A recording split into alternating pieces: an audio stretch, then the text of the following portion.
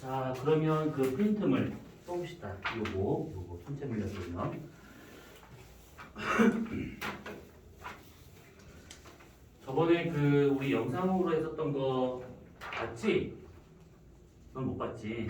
그러면 그거는 이제 유튜브 들어가서 보시면 될 것 같고, 우리는 어디 볼 거냐면 요 프린트물의 거의 마지막이지, 12페이지. 자, 12페이지를 볼 건데 그 책에 없는 내용이 좀 있습니다. 그러니까 잘 정리해 주셔야 돼. 그리고 요 내용은 문제가 정말 더럽게 어렵게 나왔었을 때를 대비해서 하는 거기 때문에 이게 지금 만약에 이해가 안 간다 그러면 굳이 막 이해하려고 노력할 필요는 없어요. 근데 이런 방법이 있구나 정도만 우선 이해하고 있으면 되는 것들이야. 자, 우선은 뭐냐면 칠판 크니까 좋네. 은하 회전과 그 다음에 구조에 관련된 거를 지금 우리가 볼 건데 우리 지금 꼴랑 몇 밖에 없으니까 만약에 하다가 모르겠다 싶으면 질문하셔야 됩니다. 자, 우선은 은하와 같은 경우에는 그 구조에 대한 것을 먼저 알기 전에 이것을 알아낸 연구 방법이 있습니다. 자, 뭐냐면 거기 지금 12페이지 위에 나와 있는 21cm 전파에 대한 얘기인데 이게 뭐냐면 보통은 우리 은하와 같은 경우에 옆에서 본다고 치면 이렇게 좀 평평하고 가운데가 이렇게 좀 이렇게 별이 많이 모여 있는 이런 식의 원망 모양으로 되어 있다는 얘기지. 그랬을 때 우리는 어디 있냐면 은하의 여기 가장자리 있습니다. 여기 중심에서부터 여기까지의 이만큼의 요 거리는 대략 한 3만 광년 정도로 떨어져 있는 상태야. 우리 은하의 반지름 대략 5만 광년 되고 있는데 우리 태양계는 여기서 여기까지가 한 3만 광년이더라 이 얘기야. 그러면 여기서 우리가 이쪽을 보든 근데 이쪽 보는 건 별 의미가 없어. 근데 보긴 합니다. 근데 이쪽을 봤었을 때 여기서 오는 빛이 우리한테 도달을 한다라고 가정을 하잖아. 그러면 보통 여기 근처에 있는 별들에서 오는 별빛은 우리한테 다 올 거라고. 그런데 이 은하 중심부, 그러니까 이게 팽개부라고 할 수 있는 부분이지. 이 팽개부의 건너편에 있는 여기서 오는 별빛은 여기를 지나온 동안에 뭐 되게 많은 거를 지나갈 거란 말이지. 뭐 별도 지나갈 것이고 아니면 성간물질을 지나갈 것이고. 성간물질. 이 뭘까? 글쎄. 영상 봤어 안 봤어? 봤어 안 봤어? 봤어 안 봤어? 이거 되게 부담스럽겠구나. 영상 봤냐 안 봤니? 봤지? 자, 그러면 아니 모른다 해도 돼. 상관없어. 첨가물질이라는 게 뭘까? 첨가물질.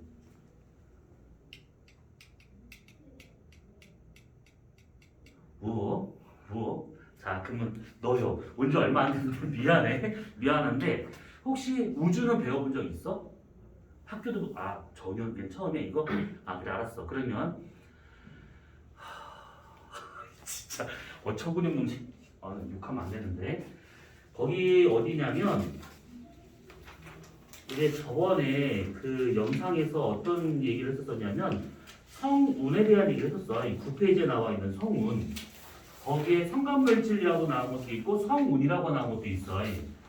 근데 이 얘기 갑자기 왜 하냐면 여기 우리 은하의 은하면 여기 팽개부는 별로 없지만 은하면과 같은 경우에는 여기에 성간물질이 아주 많이 있는 상태다.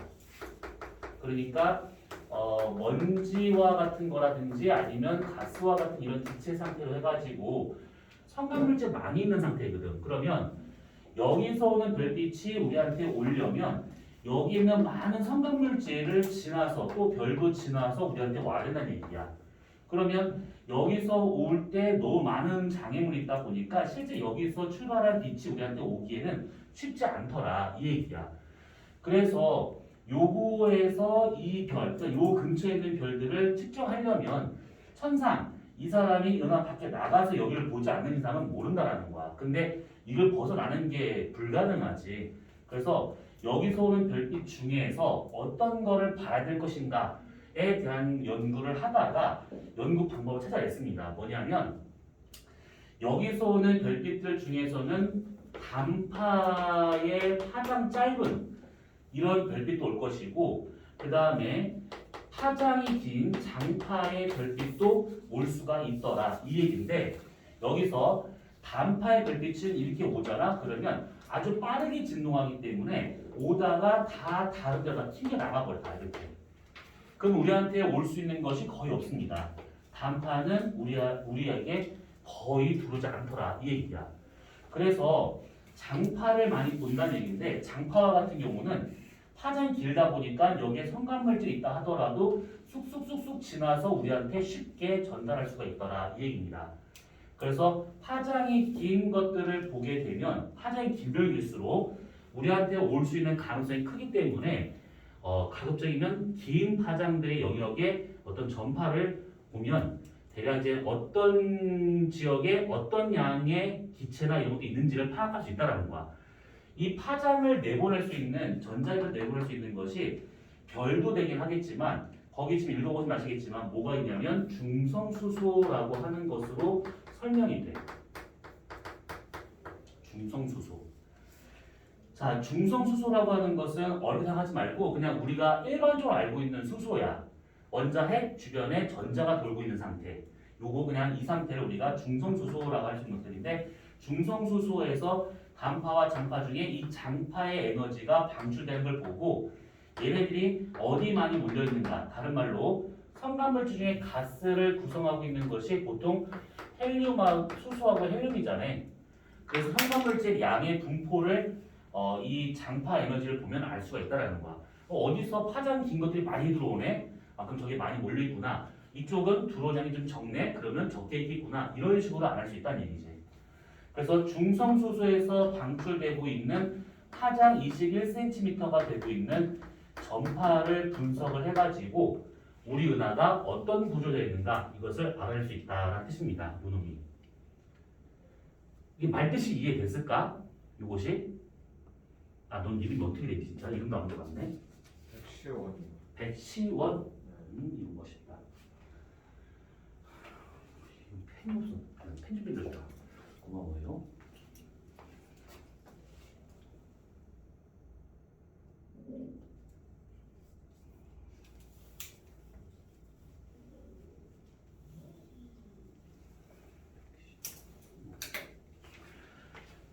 자, 그러면 여기서 이제 우리가 따져볼 것은 21cm 전파라고 하는 요 전자기파가 어떻게 방출되는가 이 얘기인데, 거기 한번 그림을 봐봐. 12페이지 위에 나와 있는 그림 보시게 되면 보통 우리가 중성수소 상태다라고 하게 되면 아까 얘기한 것처럼 평상시 때의 수소야. 근데 이 중성수소라고 하는 것은 되게 안정된 상태지. 그래서 이것을 우리가 바닥 상태라고 보통 말합니다. 바닥 상태. 그러니까 안정된 상태야. 그런데 화학에서 아마 들어봤을 거야. 이온화 수소라고 우리가 만약에 표현을 하잖아. 이온화가 된다라고 하게 되면 사실 전자가 튕겨 나간 상태를 좀 말하고 있는 것인데, 여기서 말하는 이온화되어 있는 상태다라고 하는 것은 불안정한 상태라는 얘기야. 전자가 튕겨 나가지 않은 상태에서 불안정한 상태. 그래서 이것을 우리가 들뜬 상태라고 보통 표현합니다. 구분 잘 하셔야 돼. 이온화 상태는 말 그대로 원자가 어떤 전기적 성질을 띠고 있는 상태를 말하고 있는 것인데, 여기서 말하는 이온화 상태라고 하는 것은 들뜬 상태야. 그러니까 전자가 튕겨 나가지 않은 상태에서 원자 구조는 그대로 있는데 전기 성질은 별로 없는 상태에서 뭔가 이상한 에너지가 띠고 있는 상태, 그 상태에서 말하고 있는 겁니다. 그래서 보통 우리가 중성수소다라고 하게 되면 H1 영역이라고 보통 H1이라고 보통 표현하게 되고, 들뜬 상태가 됐었을 때는 H2라고 이렇게 표현합니다. 여기서 1과 2의 차이점은 뭐냐면 1은 중성 상태를 말하고 있는 것이고 2부터가 이온의 상태를 말하고 있는 것들이야. 요거 예전에 한번 잠깐 얼핏 얘기한 적 있었는데 얘가 어느 정도 이온화 되냐에 따라서 뒤에 2, 3, 4, 5 이렇게 뭐 붙을 수는 있어요. 근데 어쨌든 1이 붙어 있으면 바닥 상태다 이렇게 알고 있으면 돼. 자, 그러면 여기서 바닥 상태네 또 들뜬 상태네 이런 식으로 표현한 것은 뭐냐면 얘가 안정된 상태, 얘는 불안정한 상태. 그러면 안정된 상태다라고 하는 것은 뭐냐면 거기 그림을 한번 잘 봐봐. 원자 핵하고 전자하고 도는 방향이 있어요. 그 자리에서 서로 이제 자전을 하고 있는데 회전을 하고 있는데 이 스핀하는 방향이 서로 반대가 됐었을 경우에는 이렇게 볼 수가 있어요. 만약에 원자 핵이 이렇게 있는 상태에서 원자 핵이 이거 원자 핵입니다. 얘가 만약에 이쪽 방향으로 자전을 한대, 회전을 한대. 그러면 물리에서 배워봤지. 얘가 만약에 회전을 하잖아. 그러면 이쪽 방향으로 해서 이쪽으로 해가지고 우리가 자기력선이 형성될 수 있다라고 했던 거 이거 혹시 들어본 적 있지? 중등 과정이니까 들어봤을 거야. 그래서 이렇게 회전했었을 때 이쪽 방향으로 얘가 이쪽에 자기력선이 형성된다라고 볼 수가 있어요. 근데 이쪽 방향이 되고 있는데 바깥쪽에서 돌고 있는 전자가 이때 반대 방향으로 회전하잖아. 그러면 얘가 이렇게 돌기 때문에 이쪽 반대 방향으로 자기장이 형성될 수 있다는 얘기지. 그러면 이쪽으로 해가지고 이렇게 나타나게 돼. 하나의 원자에서 원자 핵과 전자가 스핀 방향이 서로 반대된다고 하면 이렇게 이쪽이나 이쪽이나가 서로 반대가 되기 때문에 결과적으로 중성 상태가 될 수 있다는 거야. 결과적으로. 근데 만약 어떤 이유로 여기서 말하는 어떤 이유라고 하는 것은 주변에 있는 다른 원자와 충돌을 한다거나 아니면 결합을 한다거나 에너지를 받아들인다거나 여러 가지 이유가 있을 수 있어요. 그때 원자 핵의 스핀 방향은 여전히 이쪽 방향으로 돌아서 자기장의 형성이 이쪽 방향이다라고 가정하는데 전자의 스핀 방향이 뒤집어지는 경우가 생길 수가 있습니다. 다른 말로 얘랑 같은 방향으로 회전했었을 경우야. 그러면 똑같이 이쪽 방향으로 자기장이 형성이 돼야겠지. 그러면 이때까지는 아무래도 얘랑 상쇄가 되기 때문에 중성 상태였는데 얘랑 같은 방향이 되고 있기 때문에 자기력을 띨 수 있다는 얘기지. 그래서 이 상태가 들뜬 상태다라고 볼 수 있는 게 이렇게. 바닥 상태, 들뜬 상태. H1, H2. 그러면 이 얘기는 결국 뭐가 되는 거냐면 원자 핵의 스핀 방향은 그대로이고 전자의 스핀 방향만 서로 이게 얘랑 반대되느냐 같은 방향이 되느냐 요거에 의해서 결정되고 있다는 얘기인데 요 상태에서 에너지를 먹으면 이렇게 되고 에너지를 먹으면 반대로 여기서 이렇게 갔었을 때는 에너지를 방출을 해야지만 갖고 있는 에너지를 방출을 해야지만 요 상태로 돌아가더라 이 얘기야. 그래서 요 상태가 일로 갔다가 이걸 계속 반복하더라 이 얘기지.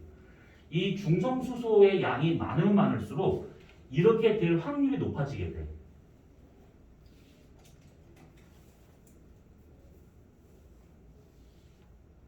시원이 이해됐니? 이해 안 됐으면 이해 안 됐어요 하면 돼요. 어차피 얘네들 눈빛도 다 비슷한 눈빛이야 지금. 자 이거 이해 안 되시는 분 다시 이렇게 보자. 얘가 회전을 이렇게 해. 요렇게 하면 이쪽 방향으로 자기장이 형성이 돼. 그러면 가는 방향으로 해가지고 우리가 편의사항이 따져보자. 나가는 거니까 여기를 우리가 N극, 여기를 S극이라 따져보는 거야. 그럼 얘는 지금 이쪽으로 돌고 있으니까 이렇게 돌아서 이쪽 방향으로 자기력선이 형성이 돼. 그러면 여기가 N극, 여기가 S극. 그러면 NS가 지금 서로 반대되고 있는 거잖아. 그러면 얘랑 합쳐서 중성 상태 되고 있다는 얘기야. 근데 얘 같은 경우에는 같은 방향으로 스핀하고 같은 방향으로 자기장이 형성되기 때문에 여기가 NS가 되면 얘도 여기가 NS가 되는 것이지. 전체 원자에서 NS가 나오고 있다는 거야. 얘는 전체 원자에서 중성이 되버린 것이지. 중화된 거니까. 그래서 이 상태가 에너지를 갖고 있는 상태. 이 상태가 에너지가 없는 상태. 바닥 상태. 안정된 상태. 이 상태에다가 에너지를 가하면 얘 스핀 방향이 뒤집어지면서 이렇게 됐다가 갖고 있던 에너지를 잃으면서 다시 원래 상태로 돌아가더라. 이 얘기지. 그러면 이때 요거와 같은 경우는 보통 주변과의 원자의 충돌에 의해 가지고 에너지를 얻는 상태다라고 가정한다 치면 반대로 이렇게 방출될 때는 이때 21cm에 해당하는 전파가 방출된다라고 볼 수가 있는 겁니다. 그래서 저 전자기파가 나오는 걸 보고 요거는 이제 결국 이제 수소에 의해서 나오고 있는 그런 전자기파이기 때문에 어디선가 저게 되게 많이 들어와. 21cm 해당한 전자기파가 많이 들어와. 그러면 그쪽 방향에 중성수소가 많다는 얘기고 이쪽 방향을 봤더니만 별로 안 들어와. 그러면 그거는 그쪽에는 중성수소가 거의 없구나. 이렇게 우리가 판단할 수 있다는 얘기지. 그래서 이게 다 이해 안 간다. 그러면 이해하지 마. 이해하지 말고 21cm 전파가 많이 오면 거기에 성간물질이 많다. 21cm 전파가 적게 온다. 그럼 거기에 성간물질이 적다. 이렇게 생각하시면 되는 거야. 그게 핵심이야. 됐죠? 요게 핵심이야. 요게. 그래서 이 양을 보고 우리 은하에 어디에 성간물질이 많고 어디에는 적구나 이거를 따져볼 수 있다는 겁니다. 그래서 이 방법을 통해 가지고 우리 은하가 대략 중심부에 막대가 있는 형태라고 하는 것들을 알아내는 형태야. 근데 거기까지 들어가기 너무 복잡하니까 그냥 저걸 통해서 은하 반대편에 있는 구조를 알아냈다. 이 정도만 알고 있으면 되는 것들이야. 자, 그러면 거기 12페이지 다시 봅시다. 21cm 전파를 통해 가지고 이런 식으로 알아낸 것들인데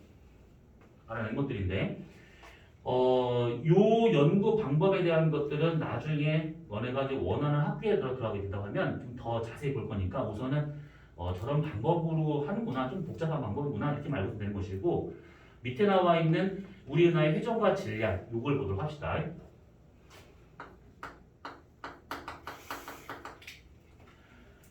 자, 거기 12페이지에 나와 있는 우리 은하의 회전과 질량 중에서 먼저 회전에 대한 걸 잠깐 보자.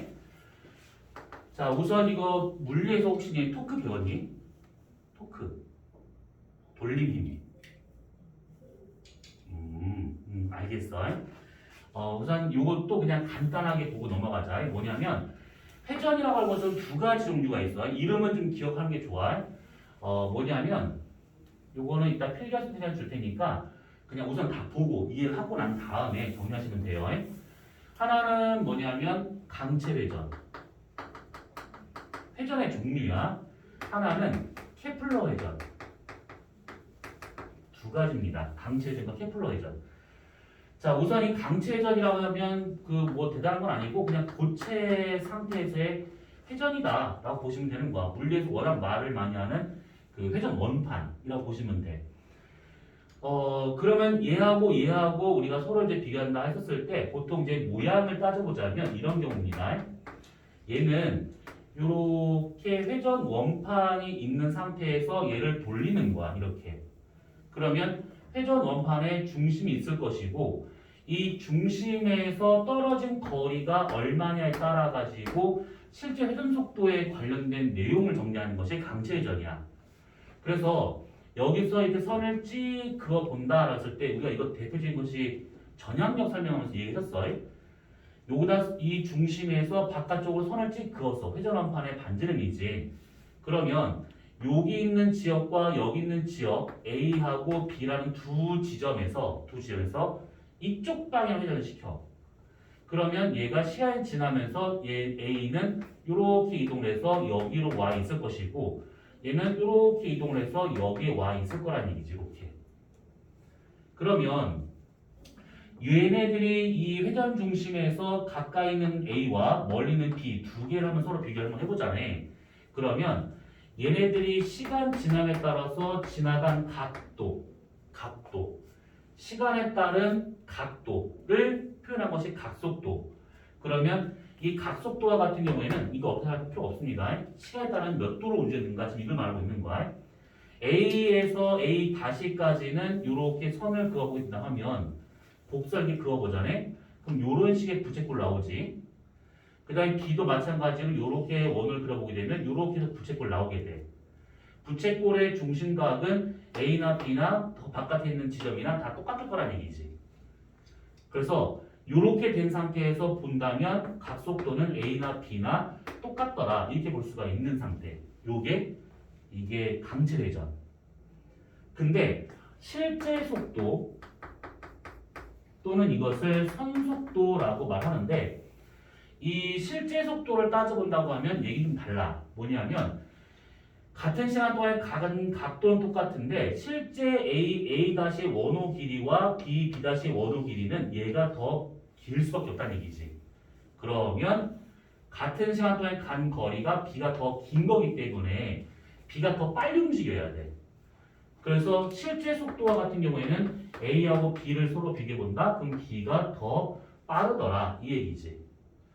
여기서 중요한 건 뭐냐면 얘가 얘보다 크다, 속도가 크다라고 하는 것은 결국 회전 중심에서 떨어진 거리가 멀수록 더 빠르다 이 얘기야. 그래서 회전 속도는 거리에 대해서 비례를 하고 있구나. 요게 중요한 건데 요걸 기억해둬야 돼. 이건 우리가 전향력을 설명하면서 했었던 내용이야 이거는. 그래서 요거는 참고 정도 되는 것 같고, 여기서 중요한 건 뭐냐면 요 케플러 회전인데 요거 이제 이걸 잘 이해를 하셔야 돼. 케플러 회전 같은 경우는 뭐냐면 보통 이제 천체들 사이에서 나타날 수 있는 회전을 말하고 있는 거야. 그냥 뭐 공전 정도를 보시면 돼. 공전. 만약 예를 들어서 이렇게 태양이 있습니다. 그 다음에 여기에 지구가 이렇게 있는 거야. 그랬을 때 태양에서 지구까지의 거리를 우리가 r이라고 쳐보고, 그 다음에 지구가 여기서 이렇게 가는 속도를 v라 쳐보고, 그 다음에 얘의 질량을 라지 m 쳐보고 지구의 질량을 스몰 m이라고 이제 가정을 해보는 거야. 그러면 얘가 얘랑 서로 잡아당기는 만유인력이 지구한테는 90력으로 작용하게 돼. 얘랑 잡아당기는 힘이 얘한테는 90력이 돼버리는 거야. 그러면 그 힘을 갖고 얘가 빙빙빙 돌고 있습니다. 이렇게 공전을 하는 것이지, 공전. 자, 그러면 여기에서 우리가 식을 한번 좀 정리할 필요가 있는 것인데, 이 식을 간단하시니까 잘 이해를 하셔야 돼. 얘가 이렇게 돌고 있다라고 하는 것은 결국 만유인력이라는 이 힘을 갖고 지구가 90력으로서 얘가 공전한다 이 얘기잖아. 그럼 여기서 만유인력과 같은 경우에는 만유인 상수 곱하기 두 천체의 거리 제곱분의 두 천체의 질량곱으로 구할 수 있는 것이지. 요것이 90력 그러면 r분의 mv 제곱이다 라고 우리가 볼 수 있는 것들이지. 그러면 요 상태로 봤을 때 요거를 지운다 라고 하게 되면 결국 남는 것은 r분의 라지 g 라지 n이 곧 요거 v 제곱이 되더라 이 얘기야. 그럼 요렇게 있는 상태에서 뭐요? 상태에서 따져볼 것은 이제 요거와 요 놈인데, 각속도와 같은 경우를 비교해보자면 이 거리가 멀어지게 되면 그만큼 속도가 줄어들어야 돼. 그치? 그래서 실제 케플러 회전을 했었을 경우에 만약에 가까이 있는 A 행성과 멀리 있는 B 행성이 있다 라고 친다고 하면, 가까이 있는 A와 멀리 있는 B가 있다 라고 치게 되면 A는 아주 빠르게 돌아야 되고 여기다 멀리 있는 B는 좀 더 천천히 가야 된다 이 뜻이지. 그러면 같은 시간 동안에 가야 될 각이 아무래도 얘랑 가까이 있는 A 쪽에서 훨씬 더 많이 가더라 이 얘기입니다. 그리고 실제 속도도 마찬가지야. A와 B를 비교해보잖아. 그럼 확실히 A가 더 빠를 수밖에 없다는 것이지. 그래서 여기서 우리는 어떤 걸 알아내느냐면 얘네들의 회전 속도는 결국 요 관계를 본다 치면 거리에 대해서는 반비례하고 있다라고 보시면 돼. 물론 이제 제곱근의 반비례하고 거긴 하지만 그냥 이렇게 관계만 보면 되는 거니까 이렇게 쓴 겁니다. 중심에서 멀어질수록 빨리 회전하느냐, 중심에서 멀어질수록 느리게 회전하느냐, 그 차이가 제일 중요한 거야. 여기서는 요 관계를 보려고 지금 이 얘기를 한 겁니다. 요거. 자, 이해 안 되는 부분. 시원이 이해됐을까? 자, 그 문제 정리해 볼게요. 이 부분.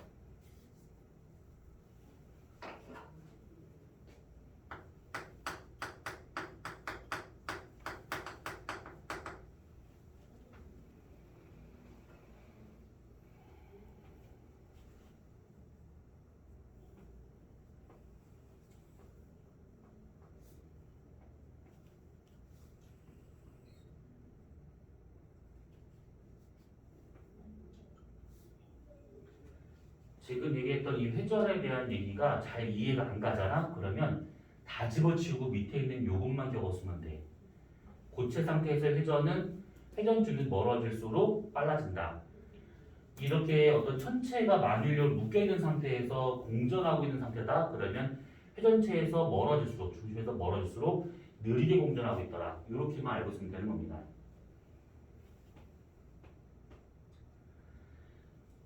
자, 못다한 거는 이따가 조금 더 시간을 줄 테니까 보기로 하고, 자, 그 다음에는 우리가 이거를 통해서 도대체 무엇을 알고자 하는 거냐면 은하 회전에 의해서 우리가 질량을 계산할 수가 있어요. 이 얘기를 한번 해볼 겁니다. 은하 회전 때문에 은하의 질량을 알아낼 수가 있다 이 얘기인데 우선 쓰는 거 잠깐 멈추고 이거부터 잠깐 보세요. 이거는 과학고에서는 문제가 나온 적이 없는데 영재학교에서는 간혹 문제가 나왔던 형태야. 뭐 영재학교에서 나오겠죠. 과학고는 안 나올 것 같은데요. 보통 영재학교에서 문제가 나오면 그걸 나중에 몇 년 후에 그 과학서도 변형을 해서 문제를 내기 때문에 같이 볼 필요가 있어요. 자, 이거는 뭐냐면 요걸 생각하시면 돼. 아주 간단한 거야. 우리 은하라고 하는 거 자체는 회전 속도를 보면 우리 은하의 질량을 구할 수가 있어요. 근데 그 질량을 먼저 구하기 전에 우리 은하의 회전이 어떻게 되고 있는가를 먼저 따져보자면 대략 우리 은하를 위에서 바라보자네. 그러면 이렇게 되어 있고 중심부에 별이 많이 모여있는 팽개부가 있고 북극 위로 쭉 올라가서 은하를 내려다본다라고 가정하게 되면 우리 은하는 시계 방향으로 지금 이렇게 회전하고 있습니다. 태양계는 은하 중심에서 떨어진 이만큼의 거리가 아까 말한 것처럼 3만 광년 정도 되고 있어요. 그러면 이렇게 회전하고 있는 이런 거기 때문에 당연히 우리 은하는 별들이 서로 묶여있는 상태니까 케플러 회전하겠다라고 생각을 했던 것들이지. 근데 실제로 여기서부터 나가면 나갈수록 각 지점마다 회전 속도 분포를 한번 알아봤더니 그렇지가 않다라는 거야. 그래서 어떻게 하냐면 거기 밑에 나와 있는 그래프인데 회전 속도 분포를 봤더니 우리 은하는 대략 이렇게 나옵니다. 여긴 거리가 되고 여기가 우리 은하 중심부라고 생각해보고 여기를 회전 속도라고 볼 겁니다. 정확한 숫자는 몰라도 돼. 그게 중요한 것이 아니야. 대략 봤더니 우리 은하 중심에서 멀어질수록 어느 일정 구간까지는 아주 빠르게 회전 속도가 확 증가를 해. 그러다가 어느 지점에서는 점점 이제 느려져. 이렇게. 그래서 우선 여기까지만 그려보고 여기서부터 대략 여기까지를 보게 되면 여기서 멀리 나갈수록 속도가 증가하고 있어. 중심에서 멀어질수록 속도가 증가하고 있어. 그럼 이것만 딱 봤었을 때 이 부분은 강체 회전, 케플러 회전 둘 중에 무엇을 하고 있다는 얘기일까? 이 구간에서는 멀어질수록 속도가 증가하고 있어. 어떤 회전이야? 이거 강체 회전이지. 멀어질수록 속도가 증가하고 있는 거니까 여기서는 지금 현재 강체 회전을 하고 있다. 이렇게 우리가 볼 수 있는 것들이야. 그런데 이 최고점을 찍고 그 다음부터 속도가 줄어드는 걸 보고 그러면 여기서부터는 우리 은하의 속도가 점점 줄어들어서 이렇게 갈 거다라고 예상했던 거야. 그래서 여기서부터는 지금 우리 은하는 케플러 회전을 할 거다 이렇게 예상을 했던 것이지. 요게 예상된 것입니다. 그러면서 드는 의문이 있어야 돼. 왜 중심부에서는 강체 회전과 같은 속도 분포가 나타나는가 이 얘기인데 이것은 보통 여기 팽개부 근처다라고 보시면 돼. 여기 강체 회전 나타나고 있는 곳은 여기 팽개부 근처야. 그러니까 별들 사이의 거리가 워낙 가깝고 별의 개수가 워낙 많고 그래서 별들 사이에서의 만유인력이 아주 강하게 작용하고 있는 부분. 그러다 보니까 서로 딱 붙잡혀 있는 상태로 같이 회전하고 있어서 고체 상태인 것처럼 얘가 회전하고 있더라 이 얘기야. 그래서 강체 회전하는 요 이유가 지금까지 밝혀진 바로는 별들 간의 거리가 가깝고 별의 개수가 많고 그래서 만유인력이 상대적으로 크기 때문에 여기에서는 이런 식의 꽉 붙잡혀 있는 상태로 강체 회전하듯이 고체 회전하듯이 회전하고 있구나라고 이렇게 예상하고 있다는 얘기지. 그런데 여기까지는 그렇다 쳐. 근데 여기 바깥 나갈수록 얘가 어느 정도 속도가 줄어드는 것처럼 보이는데 갑자기 뒤에서 속도가 이렇게 증가를 해버려 이렇게. 그래서 실제 값을 봤더니만 예상되는 거하고는 차이가 많이 나더라 이거야. 은하 외곽에서의 회전 속도가 느려지는 게 정상인데 느려지지 않고 오히려 태양계가 있는 곳보다 더 빠르게 회전하고 있는 것이 발견이 됩니다. 이것이. 이게 왜 그럴까? 왜 이만큼의 속도 차가 생기는 걸까라는 것이 이제 그게 되는 것이지. 계산을 해봐야 되는 것이지. 이거는 아주 간단하게 구할 수가 있어요. 뭐냐면 우리가 지금 여기 나와 있는 요식 있잖아요. 요거를 다시 한번 그대로 바꿔보자네. 라지 G, 라지 M은 요거는 V 제곱이다. 요거 있지. 요렇게 해가지고 공전 속도 또는 회전 속도를 구할 수가 있어. 근데 이것을 살짝 변형을 해보잖아. 그럼 뭐냐면 변형은 아니고 정리를 해보자면 요것만 남겨놓고 라지 M만 남겨놓고 나머지를 옮겨버려. 그러면 라지 M이라고 하는 것은 R분의 G가 넘어갔으니까 G분의 RV 제곱으로 이렇게 구할 수가 있다는 얘기지. 그럼 여기서 요게 도대체 뭘 의미하느냐라는 것인데 요게 뭐가 되는 거냐면 이 그림에서는 태양의 질량이 되는 거야. 태양의 질량. 이 그림에서는 태양의 질량이 라지 M이었잖아. 그래서 이 식을 통해 가지고 태양의 질량을 구할 수 있다라는 거야. 영재학에서 나왔던 문제는 요거였어. 태양의 질량을 구할 수 있는 방법을 제시해 보시고 이런 것들. 그러면 여기서 지금 우리가 뭐 대단한 물리를 한 게 아니잖아. 알고 있는 두 가지 식을 갖고 그냥 이렇게 한 것들이야. 그래서 태양의 질량을 저렇게 구해. 근데 갑자기 이 얘기를 왜 했냐면 은하도 마찬가지야. 이 질량을 어디로 보느냐에 따라 다를 수 있는 것인데 만약 여기 은하 제일 끝에 있는 어떤 별의 회전 속도와 질량을 알잖아. 회전 속도와 질량. 물론 이 식에서는 저 별의 질량은 필요가 없어. 회전 속도만 알고 있으면 되는 거야. 회전 속도만 알잖아. 그러면 얘가 회전하는 속도는 곧 얘가 있는 요 공전궤도의 안쪽에 있는 모든 천체의 질량의 합을 구할 수 있다는 얘기지. 나 지금 이거 이해 안 됐다 하시는 분. 괜찮아. 모르는 거야. 이걸 모른다고 욕하진 않아. 이해 안 되시는 분. 그럼 내가 역으로 질문할 거야. 여기에서 회전한다라고 하는 의미를 잘 생각해봐야 돼. 얘가 회전하게 된다고 하면 맥없이 지만 회전하는 게 아니야. 이 안에는 어떤 이유에 의해서 얘가 지금 회전하고 있는 것들이야. 그러면 얘의 회전 속도만 구하잖아. 그러면 거리야 5만 광년이니까 알아. 중심에 떨어진 거리가 5만 광년이야. 그 다음에 얘는 만유력 상수잖아. 그러면 이 별의 회전 속도만 알 수 있으면 거리는 나왔고 상수도 나왔고 이것만 알게 되면 얘를 구할 수 있다는 거야. 그러면 이게 뭐가 되는 거냐면 얘가 돌고 있는 이 회전되는 요 공전궤도 있고 회전궤도 이거 안쪽에 있는 모든 천체의 질량이 재고 있더라 이 얘기야. 여기서 말하는 라지 M이 요거는 원래 여기서 나온 식이잖아 이렇게. 근데 여기서는 이거의 질량을 구한 거잖아. 회전하는 거에 회전 중심에 있는 천체의 질량 마찬가지로 회전하는 거에 회전 중심에 있는 천체의 질량 이걸 구하는 거야. 그래서 맨 끝에 있는 요거의 회전 속도만 알게 되면 요 안쪽에 실제의 질량을 구하는 것은 아주 간단한 중등 상식으로 구할 수가 있다는 거야. 이것이. 그러면 다 나왔어. 뭐냐면 여기서의 회전 속도를 알면 이 안의 질량을 알아. 그리고 여기서 여기까지 거리가 얼마인지를 알기 때문에 실제 예상되는 속도는 이만큼인 걸 알아. 그러면 실제와 예상되는 이만큼의 속도차라고 하는 것은 결국 뭘 의미하는 거냐면 이거 안에 있는 어떤 질량의 값 차이가 생겼기 때문에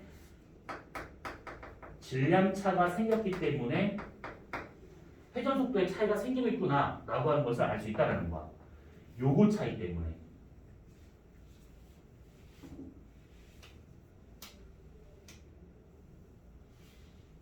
자, 다시 요 실제 맨 끝에 있는 어떤 별의 회전 속도는 얘는 예상은 여기였어요, 이게. 근데 실제로는 여기야. 속도 차가 이만큼 차이가 나고 있는 거 이렇게. 그러면 속도 차가 왜 생겼느냐? 질량 차라는 거야. 왜? 이거니까. 이거거든. 질량과 속도가 문제야, 이것이. 그러면 만약에 실제로 구한 실제의 질량에서 우리가 예상했었던 질량을 하게 되면 그것이 여기 있어야 될 우리가 찾아야 될 수 있는 어떤 그 질량 차가 되고 있다는 얘기지. 그치? 속도 차만큼이 질량 차야. 요것이. 그러면 요거 같은 경우가 그러면 우리가 만원경을 통해서 보면 찾을 수 있는 거 아닌가요? 안 찾아져. 그래서 이만큼이 곧 뭐가 되고 있는 거냐면 한 번쯤은 들어봤을 거야. 이게 암흑물질이다 라고 얘기가 되는 거예요. 이것이. 암흑물질. 전혀 몰라. 이게 무슨 물질인지 몰라. 빛과 상호작용도 하지 않아. 빛과 상호작용을 하지 않는다라는 이 의미는 뭐냐면 얘가 반사, 산란, 흡수 이걸 안 한다는 거야. 그래서 상호작용도 하지 않고 스스로 에너지를 방출하지도 않아. 그래서 이거를 관찰할 수 있는 방법이 없는데 지금 보다시피 회전속도 차를 구해서 질량차를 구하게 되면 거기에 관측은 안 되지만 관측 자체는 안 되지만 중력적 계산을 통해 가지고 무언가 있구나라고 하는 것을 알 수 있다는 겁니다. 그게 암물질 되고 있는 것들이야. 그래서 은하 회전과 같은 경우에는 단순히 덜렁 회전하고 있다 이렇게만 알지 말고 회전하게 되면 그 우리 은하 가장자리에 알지 못할 뭔가가 있구나라고 하는 것을 이해를 하셔야 돼. 괜찮은 거지? 내가 지금 너보고 지구를 구해봐라 이건 아니잖아. 우주를 한번 논해봐 하는 건 아니잖아. 자, 우선 여기까지 질문.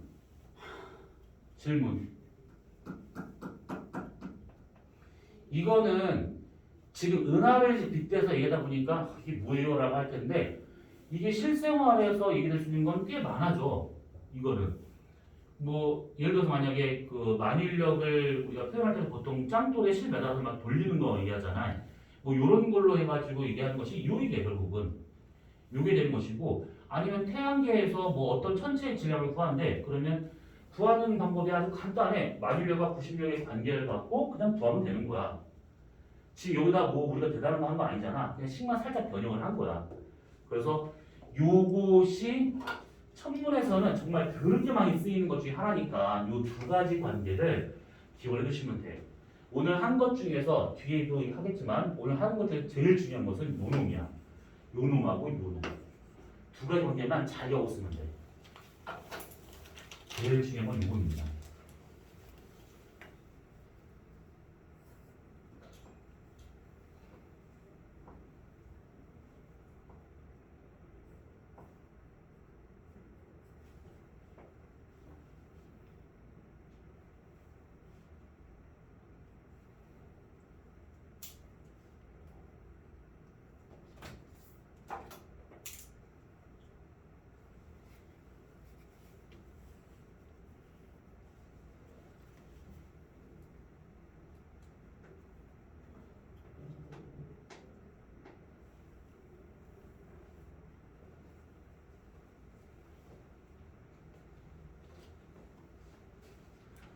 더 들어갔다가는 토 나오겠지? 네. 그래. 더 들어가지 말자.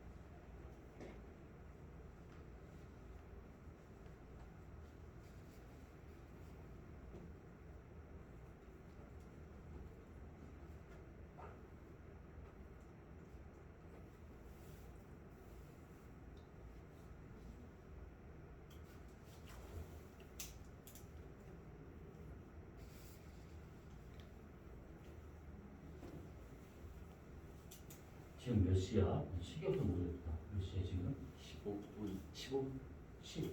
5분 15분?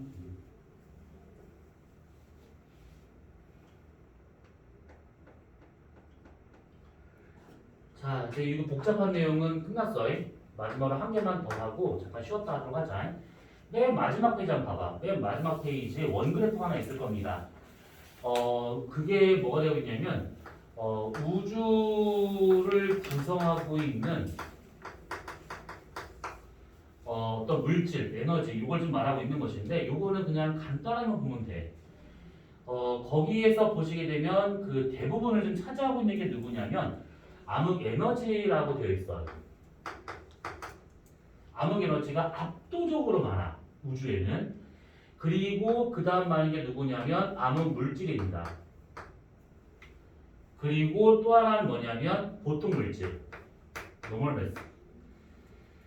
자, 이게 세 가지 형태로 좀 되고 있는 것들이야. 자, 근데 여기에서 좀 생각 잘 해보시면 이 각각이 도대체 무엇인지에 대한 얘기를 잠깐만 볼 건데, 암흑 에너지와 같은 경우는, 그러니까 암흑이 붙었다라고 하는 것은 깜깜하다는 뜻이 아니라 지식적으로 모른다라는 의미가 되고 있는 거야. 모르는 상태야. 그래서 지식적으로 모르는 에너지가 되고 있는데, 이 에너지는 뭐냐면 우주 팽창에 관여하고 있는 에너지예요. 니네 중3의 우주 팽창에 대한 것이 내신에 나와. 그래서 암흑 에너지와 같은 경우는 우주를 팽창시키는 힘이라고 보시면 되는 것이고, 그 다음에 암흑 물질이나 보통 물질과 같이 이렇게 물질로 되어 있다는 것은 인력이 존재한다는 얘기잖아. 저기 말하는 저 만유 인력. 그러면 이 두 가지와 같은 경우는 뭐냐면 우주를 수축시키는 힘으로 나타나게 돼. 우주를 수축시키는 힘. 얘는 우주를 팽창시키는 힘이고 모르는 물질이고 모르는 에너지고, 이 두 가지를 합쳐서 우주가 수축되고 있다라고 보시면 돼. 얘가 인력이라고 하고 우리가 얘기한다면 얘는 반대로 청력이다라고 이렇게 표현할 수가 있는 것이지. 근데 지금 물질과 에너지의 비율을 보니까 얘가 지금 3배가 더 많지, 얘보다. 얘 합친 것보다 얘가 3배가 더 많아. 그래서 현재 우주를 팽창시키는 힘이 더 크다 보니까, 수축시켜서 인력으로 끌어당기는 이 힘보다 얘가 더 크다 보니까 결과적으로 우주는 팽창을 하고 있는데, 그냥 팽창이 아니라 얘가 워낙 많잖아. 그래서 우주는 가속 팽창을 하고 있습니다. 가속 팽창. 그냥 이렇게 쭉 팽창하는 것이 아니라, 등속 팽창이 아니라 점점점 팽창 속도가 빨라지고 있어. 가속 팽창하고 있습니다. 여기서 이로 넘어오는 이 과정은 다음에 우리가 지금 저 교재로 했었을 때 그때 좀 더 얘기를 할 것이고, 우선 그냥 이렇게 되고 있구나 정도만 알고 있으면 되는 겁니다. 그리고 얘하고 얘는 방금 얘기한 것처럼 지식적으로 모르는 상태야. 두 개 다 관측이 안 돼. 계산을 통한다거나 뭐 이렇게만 할 수 있는 것들이기 때문에 이거는 우선은 모르는 상태. 근데 요거가 지금 거기 그 까만색 원그래프를 보시게 되면 요게 대략 5%가 안 돼. 근데 그냥 5% 정도라고 생각해보자. 우주 전체에서 5%가 이렇게 되어 있다 가정해보고, 이 5%라고 하는 것이 우리가 알고 있는 별, 은하, 뭐 성간, 뭐 이런 것도 있잖아. 성간 물질, 이런 것들이라고 보시면 되는 겁니다. 이것이. 그러니까 우주를 구성하고 있는 전체 중에서 우리는 5%에 해당하고 있는 이런 것들을 갖고 우주를 지금 얘기하고 있는 중인데 우리가 우주에 있는 모든 별과 은하, 성단을 다 알아내느냐? 모르지. 전체 우주에서 우리가 알아낸 것은 진짜 거의 아무것도 아닌 거야. 거의 뭐 그냥 먼지 정도밖에 모르는 거야 지금 현재는. 이 5% 중에서도 5% 중에서 0.00001% 정도밖에 우리가 몰라. 그럼 우주 전체 본다면 우리가 아는 게 별로 없다 이 얘기지. 어찌됐든 간에 그래서 우주는 이런 식으로 구성되고 있다 정도만 알고 있으면 되는 겁니다. 얘는 우주 팽창에 관여하는 힘, 얘는 우주를 수축하는 인력. 근데 지금 현재는 얘가 더 커. 3대 1 정도 되기 때문에 얘가 우주가 가속 팽창되고 있다. 이렇게 볼 수가 있는 겁니다. 이거는 나중에 좀 더 얘기를 될 것 같아요.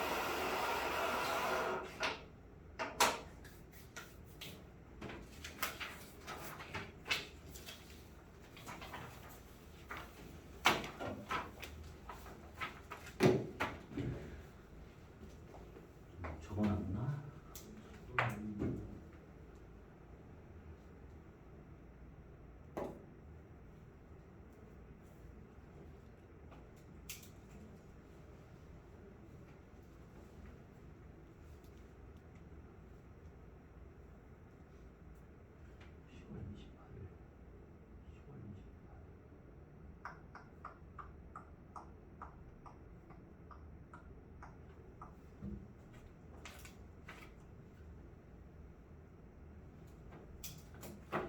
혹시 이 교재를 우리가 어디까지 했는지 기억나시는 분 있어? 아, 갖고 왔네? 없으신 분이 이따 내가 복사해 줄게. 여기 어디까지 했어? 태풍 했나? 153페이지? 그 뒤에 했어요. 태풍 했어? 예. 그러면 저기 그 뒤에 해양의 변화 192페이지 거기 했나? 해수의 성질 이쪽?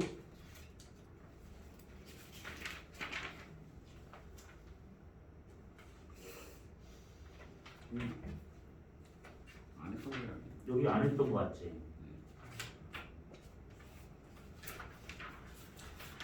오케이, 알겠습니다. 자, 잠깐 쉬었다가 거기 192페이지 고쳐가자. 두 분에 복사해 줄게. 그지 없지?